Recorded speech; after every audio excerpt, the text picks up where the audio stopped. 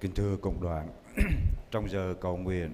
với mẹ Maria, mẹ hằng cứu giúp ngày hôm nay,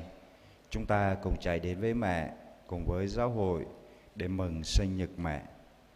Mừng sinh nhật ai đó sinh ra đời là mừng cột mốc quan trọng vì một con người được sinh ra trong trần gian. Quan trọng hơn là ơn Chúa rõ ràng nơi chính gia đình và lòng thương xót của Chúa tỏ hiện đầy đủ nơi con người ấy. Mừng sinh nhật mẹ, chúng ta cùng với mẹ tạ ơn Chúa đã cho mẹ thực hiện, Chúa đã cho mẹ được hiện diện với nhân loại. Và hơn hết, mẹ ca tụng Chúa vì bao việc kỳ diệu mà Chúa đã thực hiện nơi cuộc đời mẹ. Chúa đã chọn, gọi và đặt để mẹ trong vai trò quan trọng của ơn cứu độ nhân loại.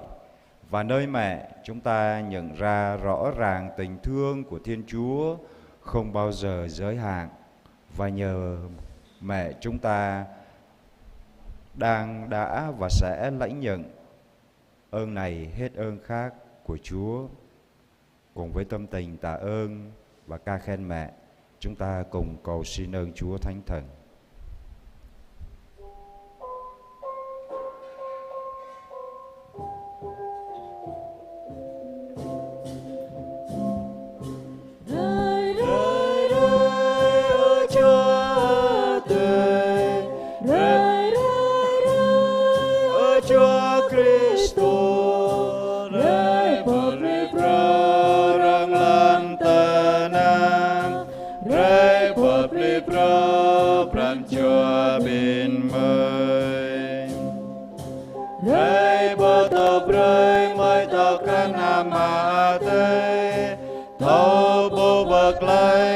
Giêsu Kitô qua mời. Lạy thân khí của Đức Chúa Trời, lạy thân khí của Đức Ngôi Lời, xin Ngài hãy đến cánh tân trần gian, xin Ngài hãy đến cánh tân lòng con. Lạy Thiên Chúa, lạy Cha giàu lòng thương xót, chúng con cảm tạ Cha đã ban cho chúng con có một người mẹ rất gần gũi thân thương. Giờ cầu nguyện này, chúng con mừng ngày sinh nhật mẹ. Chúng con chạy đến với mẹ mà tạ ơn Chúa vì biết bao nhiêu điều kỳ diệu Chúa đã thực hiện nơi mẹ. Những điều ấy Chúa cũng đang thực hiện nơi chúng con. Xin Chúa nhầm lời mẹ truyền cầu cho chúng con, để chúng con vững tin mà bước theo Chúa trong cuộc đời ngày hôm nay. Chúng con cầu xin nhờ Đức Kitô Chúa chúng con. Lời Chúa trong thư của Thánh Phaolô tông đồ gửi giáo đoàn Roma. Chúng ta biết rằng Thiên Chúa làm cho mọi sự đều sinh lợi cho những ai yêu mến Người, tức là cho những kẻ được Người kêu gọi theo ý Người định. Vì những ai Người đã biết từ trước thì Người đã tiền định cho họ nên đồng hình đồng dạng với con của Người, để con của Người làm trưởng tử giữa một đàn em đông đúc. Những ai Thiên Chúa đã tiền định thì Người cũng kêu gọi, những ai Người đã kêu gọi thì Người cũng làm cho họ nên công chính. Những ai Người đã làm cho nên công chính thì Người cũng cho họ hưởng phúc vinh quang. Cờ dồ ta bin lơi nhu thầu lay lầu, nhu bờ xít lâu mân bời cờ gờ nhu chín hờ rúp, cờ hăng cờ nuôi ana nhu, càng cờ ana nhu chín ana cờ choa, amang bin ở tơi lulin, hang bin bô nhu bờ xít lay lầu, nhu eo lay mân, bin bô nhu eo lay, nhu bơi cờ tờ bạ mân, bin bô nhu bơi chín tờ bạ, nhu bờ ư bạ an lay mân. Xin mời cộng đoàn ngồi.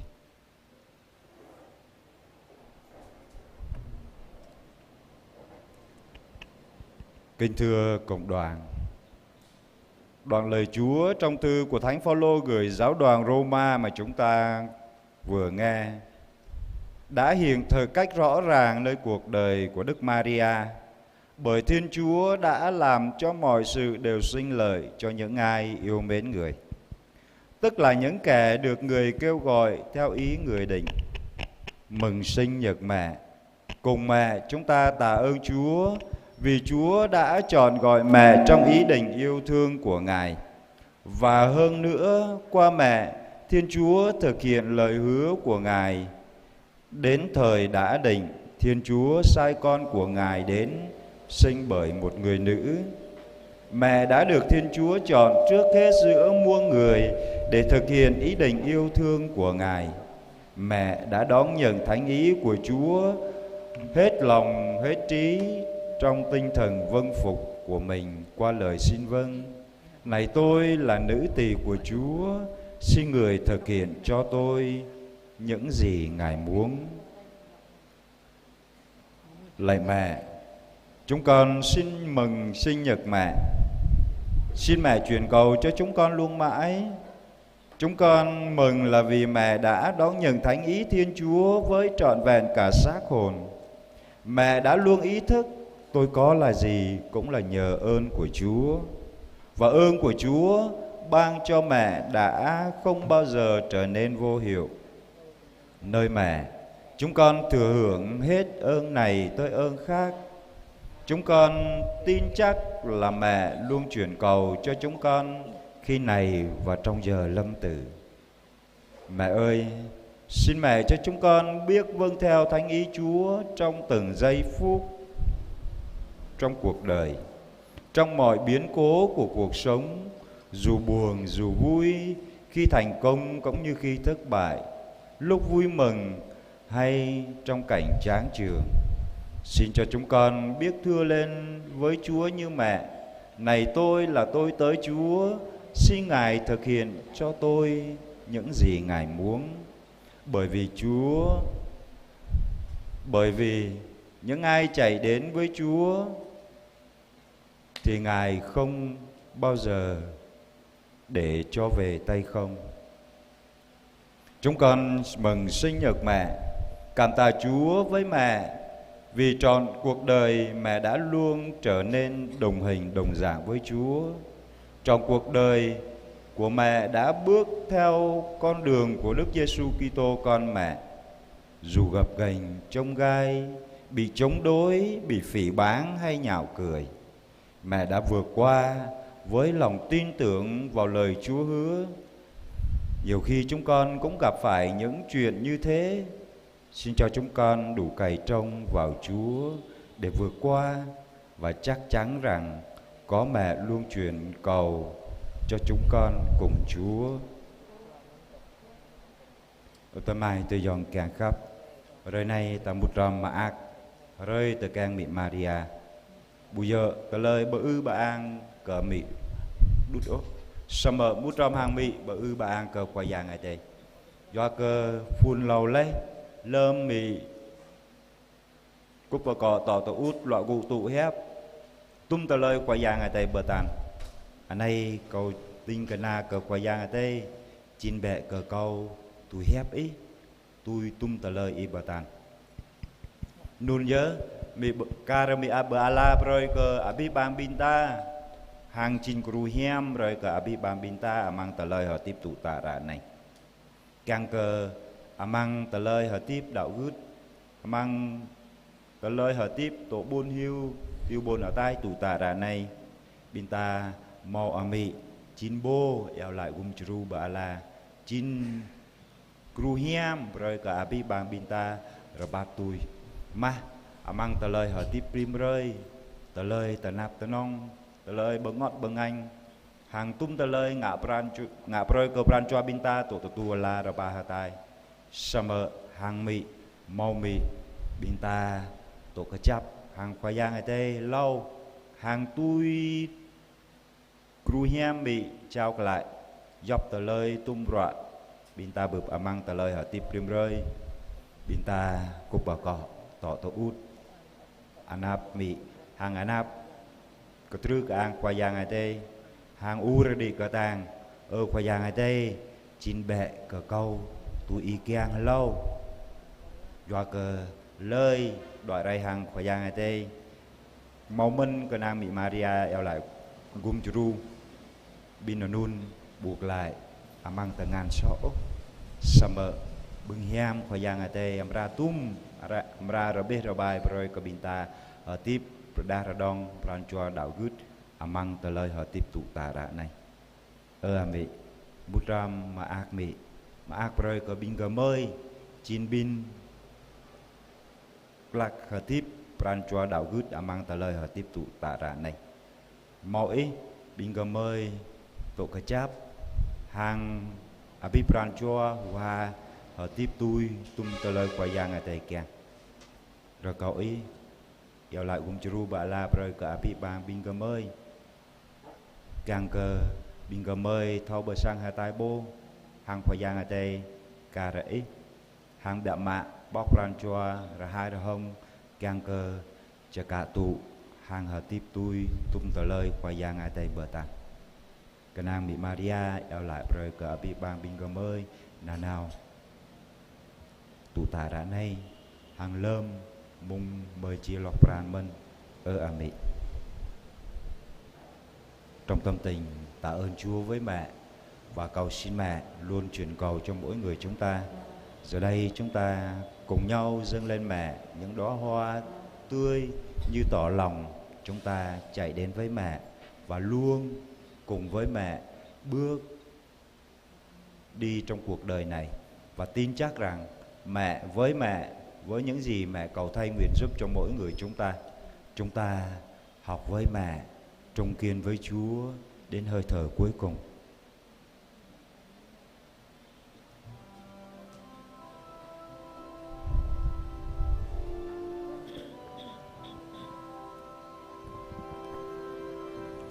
Nhìn lên ánh mẹ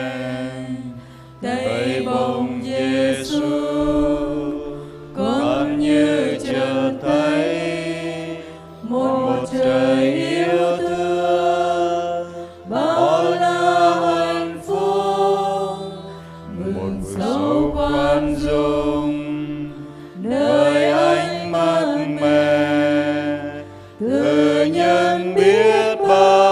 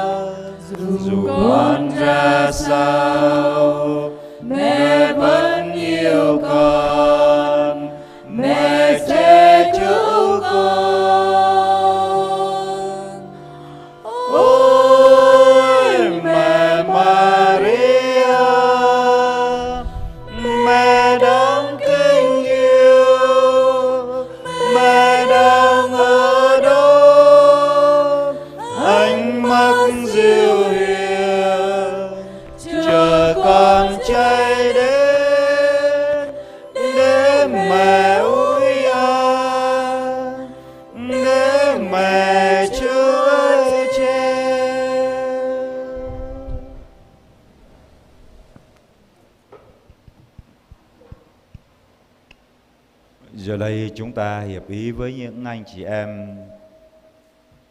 tạ ơn mẹ cũng như tạ ơn Chúa vì những ơn lành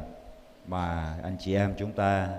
đã nhận được nhờ lời truyền cầu của mẹ trong tuần vừa qua. Có 7 người tạ ơn vì đã thêm lòng kính mến Chúa và Đức Mẹ. Có 2 người tạ ơn vì đã biết vâng theo thánh ý Chúa. Có 1 người tạ ơn vì đã dâng mình cho Chúa trong đời tu. Có 3 người tạ ơn vì đã chừa bỏ tội lỗi và tính hư nết xấu. Có 2 người tạ ơn vì đã biết ăn năn trở về cùng Chúa. Có 13 người tạ ơn vì đã đi đường được mọi sự bình an. Có 8 người tạ ơn vì đã có công ăn việc làm. Có 1 người tạ ơn vì đã trả hết nợ. Có 7 người tạ ơn vì gia đình sum họp hòa thuận yêu thương nhau. Có 7 người tạ ơn vì gia đình luôn được bình an. Có 6 người tạ ơn vì con cái ngoan ngoãn học hành tấn tới và thi tốt. Có 8 người tạ ơn vì đã khỏi đau ốm bệnh tật. Có 3 người tạ ơn vì đã cầu cho các linh hồn. Có 1 người tạ ơn vì đã biết thánh hóa bản thân và cải thiện đời sống. Có 6 người tạ ơn vì đã được cứu giúp trong cơn gian nan khốn khó. Có 4 người tạ ơn vì đã được bình an trong tâm hồn và trong cuộc sống. Có 2 người tạ ơn vì đã sinh nở được mọi sự bình an. Có 2 người tạ ơn vì đã có con cái. Buổi mai mai thì dòng ta bần đi cờ qua giang tây doa cờ lu bang ai nhu chả cả tụ lê amang sa rot chu lâu mau rama cho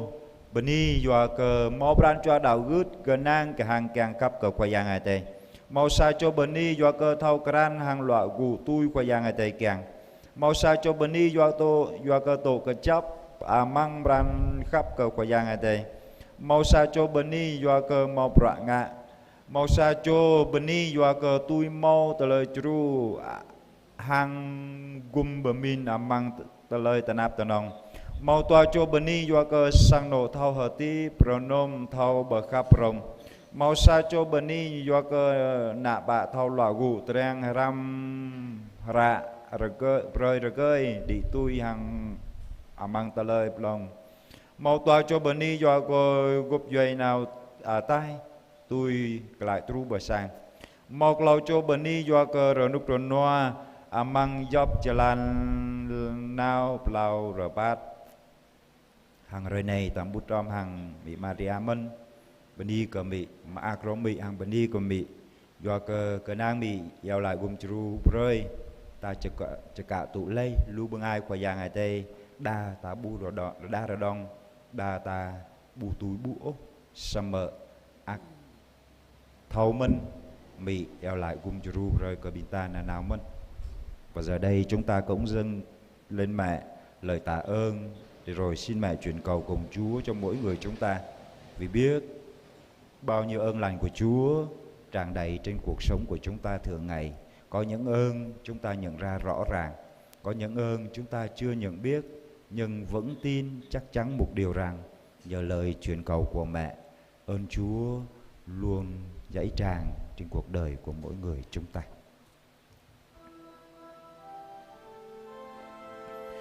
Hiệp cùng mẹ Thiên Chúa, chúng con xin tạ ơn Cha. Chúng con xin tạ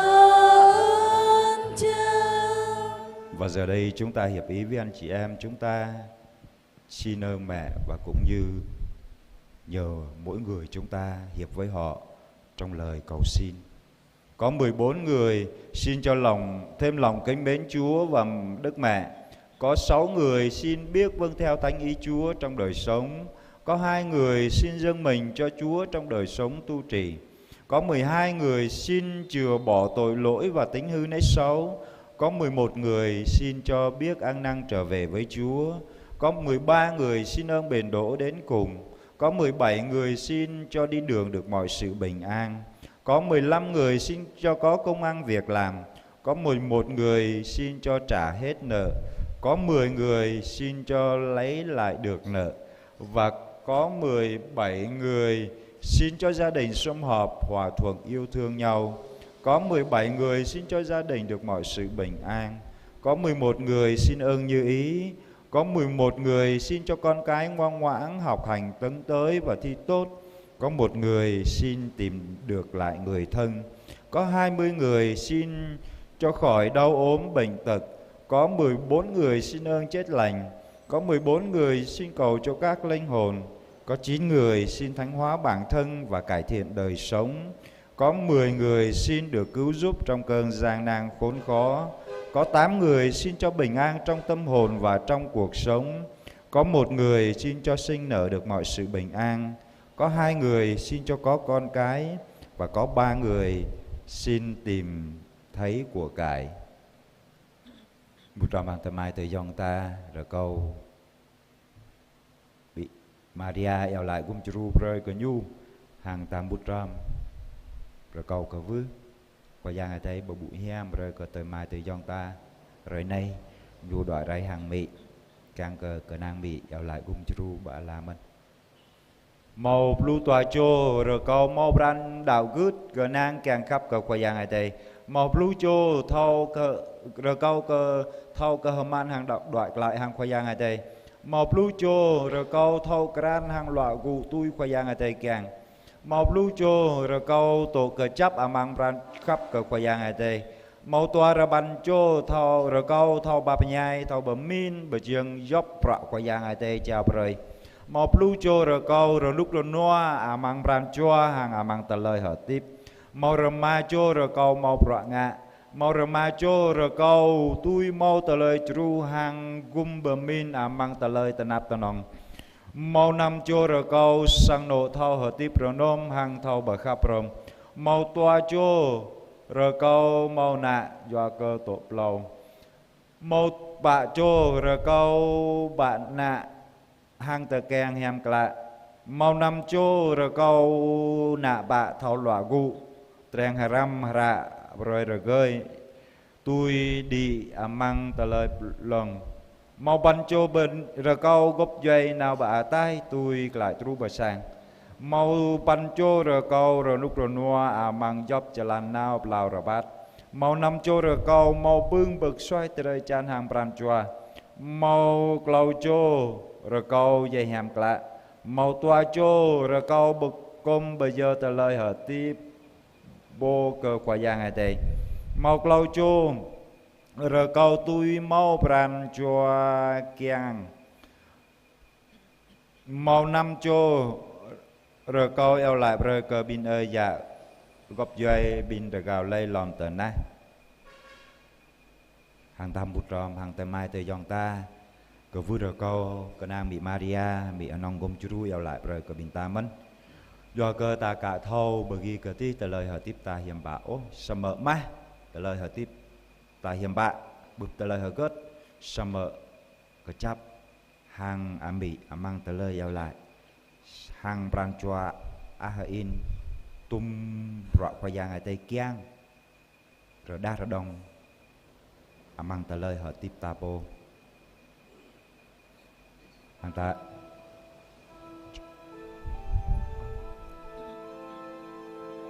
nhờ lời Đức Mẹ chuyên cầu xin Chúa nhầm lời chúng con. Xin Chúa nhầm lời chúng con. Và chúng ta hiệp với những anh chị em tạ ơn mẹ cũng như cầu xin ơn mẹ truyền cầu cho họ trong cuộc sống. Giờ đây chúng ta cùng nhau dâng lên mẹ lời kinh lạy cha và lời kinh kính mừng bằng tiếng Gia-rai, như chúng ta cùng hiệp nhất với nhau. Xin Chúa nhờ lời truyền cầu của mẹ chúc lành và nâng đỡ chúng ta trong đời sống đức tin ngày hôm nay.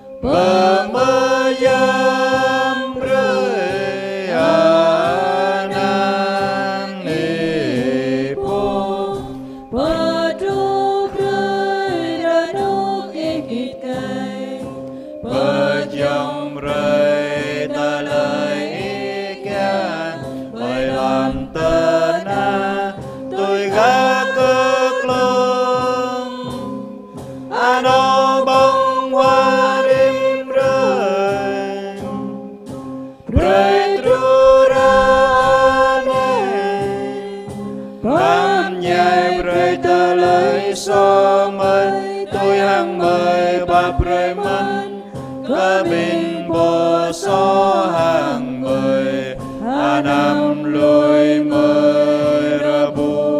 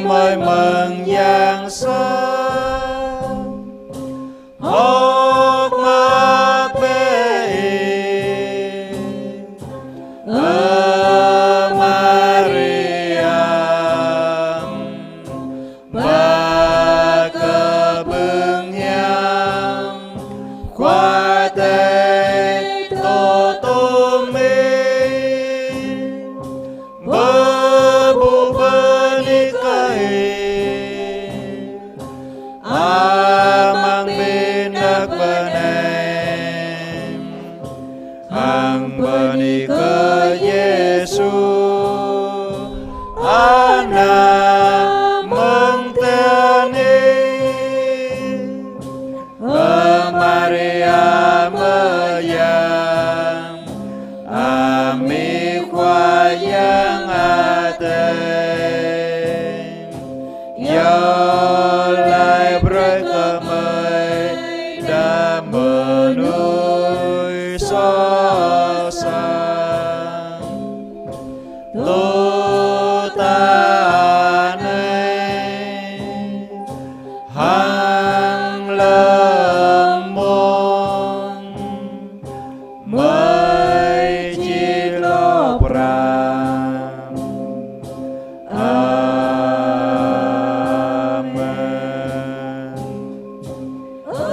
lang cơ mam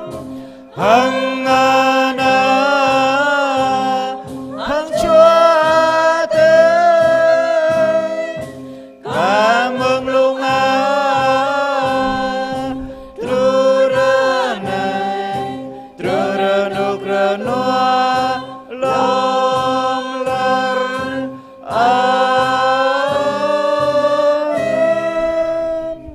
Xin mời cộng đoàn quỳ chúng ta cùng hiệp dâng với mẹ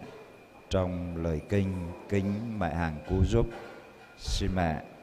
đón nhận lòng thành của mỗi người chúng ta chạy đến với mẹ, kính mừng mẹ trong ngày sinh nhật. Xin mẹ truyền cầu cùng Chúa cho mỗi người chúng ta luôn mãi trong cuộc đời hôm nay đủ can đảm, đủ trung tín để bước theo Chúa, để đón nhận thánh ý Chúa trong đời sống của mình. Ami anong kumdru lem ko pamin cơ tele so sát hang tele tanap ko le teng pamin cơ pran chua chamak hang cơ trư prong prin i hanun ko hui yo yil so sát kar ngong anai sama kin cơ vur ko i pa hanun yo tele matai dei sama lem bu rup bok matan yang pa i có mơ ý bố tô có tùy anai ở ana kenang in pe có bu dơ ami to pap ô hạ có bu xem pra nham đa mơ pu có kenong xem cơ ta lê ta nạp tạp đa mơ cung dru anan ami hanong cung dru bu dơ u mơ ra tùy anai hạ có cung dru bingki amang dập ta lê ta nạp hanun Ami Maria Pomayang Anai ko rai ko vư ko pran chua in chama Api pran chua ko kanang in bay pran chua in tàu pap Rako i pakang ko da Rako i pakang ko da Rako i alung ko da Maria ra chi ja ja jo I maat chaka tu le anan anong kum dru yang ke perut pesur pranca di kemai kanang hain kehi hanun ko kur ko i kapap kum jru ko nanau amang japaning to ano nau lem yang satu plek lem mo telai so lem put telai tanap amang telai hatip hang pia mak nyu amang mung chi loh pran mi po to kapap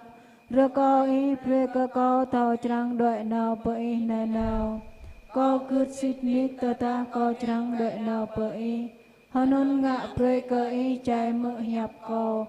Rako i preka ko phương dòng phan anai Thao trăng yêu lệ hàng i nè nào Hàng mô pan choa kanang ha in cơ i karang ana sang Yang cơ i mỡ hiệp ko yêu lệ Đang mơ cung dru ko nè nào hang preka ko pung da kut kecap to peluj mi anong kum jru reko i popu preham ko hang yo le kum preka ko tu ta anai hang lum mung chit loh pran amen mi anong kum jru reko i vai lang pakang bing po to rom ko pakang ke ko ting phun ke khul chinum mejang ke lon ia ko cơ sang ano ko cơ te ma te yong ko cơ bing ayat ha pi pang bing po tanap tu tunut cơ bing pengat choa to amang ani pa ke mi Maria nong kum jru reko i yo le kum pre ka ko da ang phong so po vai lang pakang ko rồi có ý cùng ru có lâm cơ ba thọ đợi nào tru pa mẹ Maria